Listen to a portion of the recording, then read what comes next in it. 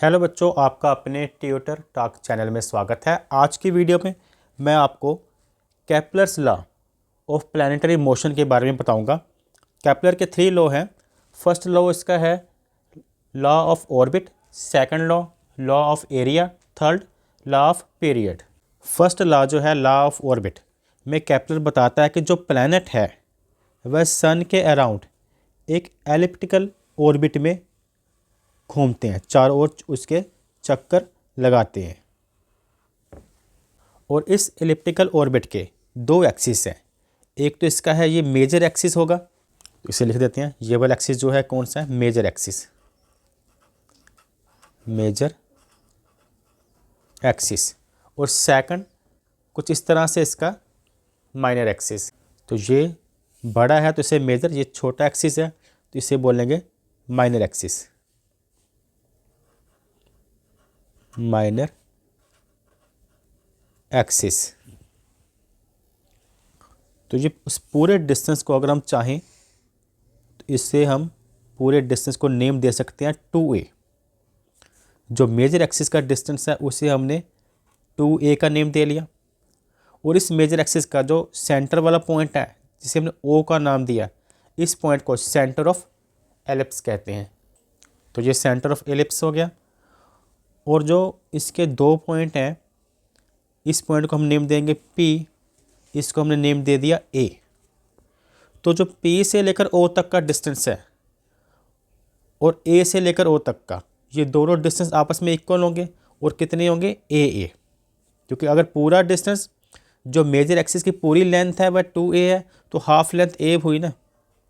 यहाँ से लेकर यहाँ तक का डिस्टेंस a और इस पॉइंट से लेकर इस पॉइंट का डिस्टेंस a तक का a। कहने का मतलब POA और OA की लेंथ भी क्या है? a है। और इसे हम सेमी मेजर एक्सिस बोलते हैं।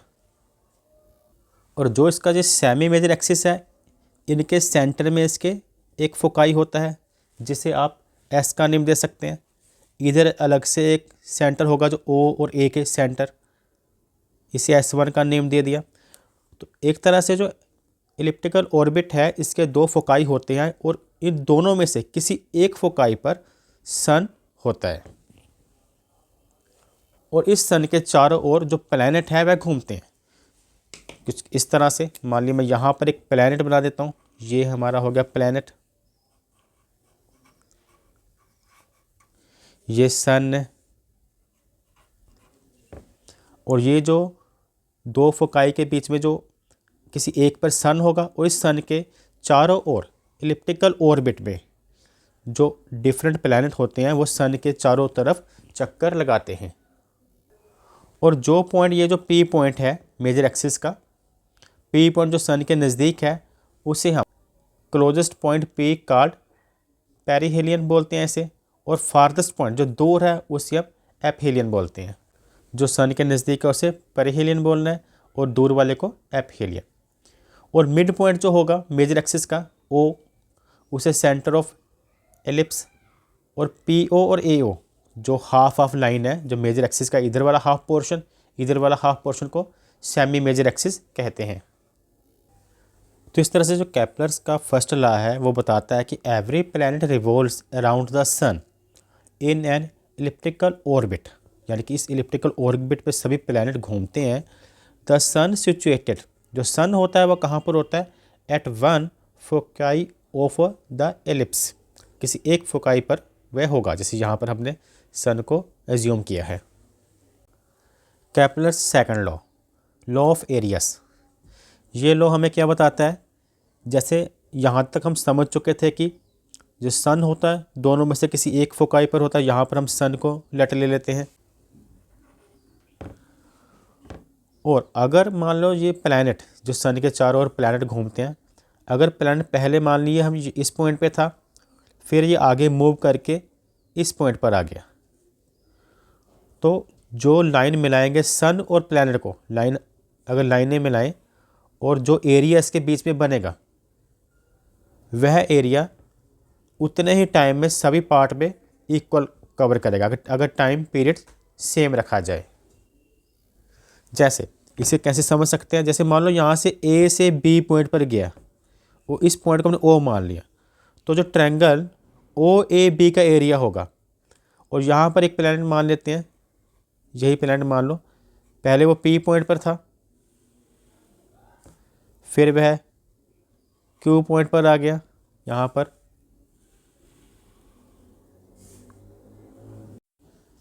और अब वह क्यू पॉइंट पर आ गया पी से क्यू। तो जो ओ ए बी का जितना एरिया होगा उतना ही ओ पी क्यू का एरिया होगा अगर टाइम पीरियड दोनों का सेम हो, यानी कि जितने टाइम में इसने ए से बी का डिस्टेंस कवर किया उतने टाइम पर ही वह पी से क्यू तक का डिस्टेंस अगर वो कवर करता है तो ओ ए बी का एरिया और ओ पी क्यू का एरिया सेम होगा। तो यहाँ पर इसे प्रूव कैसे करेंगे इस डेरिवेशन को, जैसे जो ओ ए का डिस्टेंस है इसे हम R1 मान लेते हैं जहाँ पर वो पहले था, और जो ओ पी का डिस्टेंस है जहाँ पर वो पहले था उसे हमने R2 का नाम दे लिया। ठीक है, क्योंकि ए से चला था ना, तो ओ ए R1, इधर ओ पी से चला था, पी से चला था, तो ओ पी को R2 का नेम दे लिया। और इसने जो डिस्टेंस बच्चों कवर किया ध्यान से समझना, ओ से बी डिस्टेंस तो ये वाला माना जाएगा ना, ए बी डिस्टेंस कवर किया। ठीक है, तो ये इसके परपेंडिकुलर है R1 के। अब ए बी डिस्टेंस कैसे निकाला जाएगा, डिस्टेंस का फार्मूला क्या होता है, डिस्टेंस का फार्मूला होता है speed multiply time, speed multiply time होता है। तो V1 T होगा, आपको पता है ना स्पीड का फार्मूला होता है डिस्टेंस अपॉन टाइम। जैसे यहाँ पर मैं लिखूँ, अगर S निकालना हो तो, अगर V निकालना हो, सॉरी, अगर V निकालना हो, स्पीड निकालनी हो तो हम S अपॉन T करते हैं। तो S का फार्मूला क्या बनेगा फिर, इधर VT, तो ये V1T हो गया, तो इसी तरह से ये V2T होगा डिस्टेंस, क्योंकि स्पीड का फार्मूला है डिस्प्लेसमेंट अपॉन टाइम, तो डिस्प्लेसमेंट होगा जो होगा speed multiply time VT। T के साथ हमने 1 2 क्यों नहीं लगाया, क्योंकि T दोनों में सेम ही है। हम इसमें जो अजम्पशन मान रहे हैं कि जो टाइम है, टाइम इंटरवल दोनों का सेम है। तो एरिया जो है ओ ए बी इक्वल होगा एरिया ओ पी क्यू, और ट्रायंगल के एरिया का फार्मूला आपको पता है 1/2 बेस इंटू हाइट। तो ये हमने अगर बेस माने और ये हाइट, ये सामने वाला क्या होगा, ओ बी इसका हाइपोटेनियस, तो ये बेस है, ये हाइट एक तरह से होगी। तो फार्मूला क्या लगेगा, 1/2 मल्टीप्लाई R1 बेस, हाइट हमने मान ली V1T, इसी तरह से इक्वल होगा 1/2 R2, इधर से R2 बेस, और ये इसकी हाइट होगी V2T। अगर इनको स्पीड में कन्वर्ट करना हो तो कैसे निकलेगा, इसके अपॉन टाइम लगाएंगे, एरियल वेलोसिटी अगर निकालनी हो तो यह डेरिवेशन हमें एरियल वेलोसिटी के बारे में बताती है। तो एरियल वेलोसिटी कैसे निकलेगी, जो एरियल वेलोसिटी है वो निकलेगी जो एरिया अपॉन टाइम करके, एरिया अपॉन टाइम। तो एरिया तो निकाल लिया हमने, अगर हम एरिया अपॉन टाइम करते हैं तो ये 1/2 R1 V1T अपॉन T और equal 1/2 R2 V2T upon T। तो एरियल वेलोसिटी यानी कि ये एरिया था, आपको पता है वेलोसिटी के लिए टाइम से डिवाइड करना पड़ेगा per unit time upon time. तो ये टाइम से टाइम कट गया, इधर टाइम से टाइम कट गया, ये हाफ आपस में ऑपोजिट सेम है तो कटिंग हो जाएगी इनकी। तो ये बचता है R1 V1 equal R2 V2, और इससे हम रिलेशन बना सकते हैं अगर V को एक तरफ करें कि V1 upon V2 equal to है R2 अपॉन R1। तो यहाँ से जो वेलोसिटी आ रही है, देखो यहाँ पे V1 अगर इधर है ना तो R1 उसके ऑपोजिट है, मतलब कि इन्वर्सली प्रोपोर्शन है। ये V2 नीचे है तो R2 इन्वर्सली प्रोपोर्शन है। तो हम कह सकते हैं कि जो वेलोसिटी है वो इन्वर्सली प्रोपोर्शन होती है डिस्टेंस के। जो वेलोसिटी है वह इन्वर्सली प्रोपोर्शन होती है आर के। आर का क्या मतलब है? Distance between sun and planet. Sun और प्लैनेट के बीच का जो डिस्टेंस होता है उसे हम आर कहते हैं। तो ये हमें जो रिलेशन हमें ये बताता है कि अगर तो ये डिस्टेंस कम होगा, इसके नज़दीक होगा, तो इसकी स्पीड ज़्यादा होगी, प्लैनेट की वेलोसिटी ज़्यादा होगी। और अगर ये डिस्टेंस ज़्यादा होता है, प्लैनेट सन से ज़्यादा दूर जब होता है तो वह स्लो स्पीड से चलता है। और जब प्लैनेट सन के नज़दीक होता है, यानी कि जो आर की वैल्यू जब कम होती है, तो उसकी प्लैनेट की स्पीड ज़्यादा होती है। तो इस तरह से जो केपलर सेकंड लॉ, जिसे लॉ ऑफ एरिया भी कहते हैं, ये हमें बताता है कि line joining planet to the sun, कि वो वाली लाइन जो प्लैनेट और सन को ज्वाइन करती है, sweep equal area in equal interval of time, में इक्वल एरिया कवर करती है इक्वल इंटरवल ऑफ टाइम में।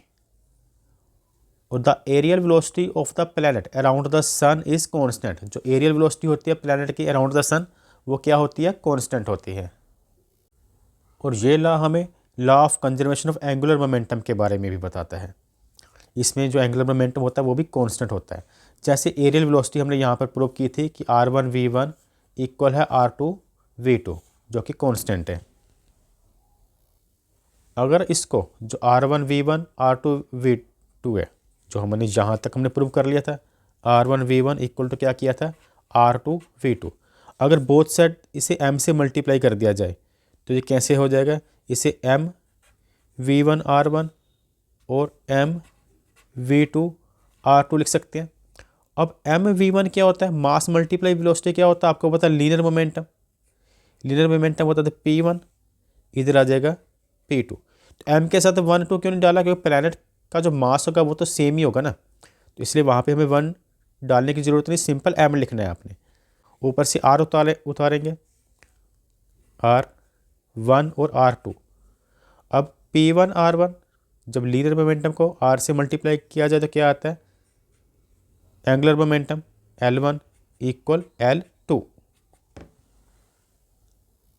तो एंगुलर मोमेंटम इसमें क्या रहता है? कंजर्व्ड रहता है, कांस्टेंट रहता है। नेक्स्ट केपलर थर्ड लॉ, इसे लॉ ऑफ पीरियड्स भी कहते हैं। ये लॉ हमें क्या बताता है कि the square of time period of revolution of A planet, यानी कि अगर जैसे यहाँ पर जो एक प्लैनेट है ये ऑर्बिट हो गया, और इस ऑर्बिट में ये इसकी होगी एक्सिस, ये इसका सेंटर पॉइंट हो गया। यहाँ पर दो इसके फोकाई हो गए, जहाँ पर हम मान लेते हैं यहाँ पर क्या है? सन, और इधर प्लैनेट है दूसरी तरफ। ऑर्बिट के ऊपर कौन है? प्लैनेट। यहाँ पर प्लैनेट है। तो इस प्लैनेट को अपने इस ऑर्बिट पे घूमते समय, चक्कर लगाते समय इस ऑर्बिट पर सन के चारों तरफ, तो जो भी टाइम पीरियड होगा, the square of time period of a revolution, जो टाइम पीरियड का स्क्वायर होगा, इसको जो पूरा चक्कर लगाने में जो भी टाइम पीरियड लगेगा, the square of time period of revolution of planet around the sun is directly proportion होगा cube of the semi major axis. अब ये सेमी मेजर एक्सिस क्या होता है बताया था?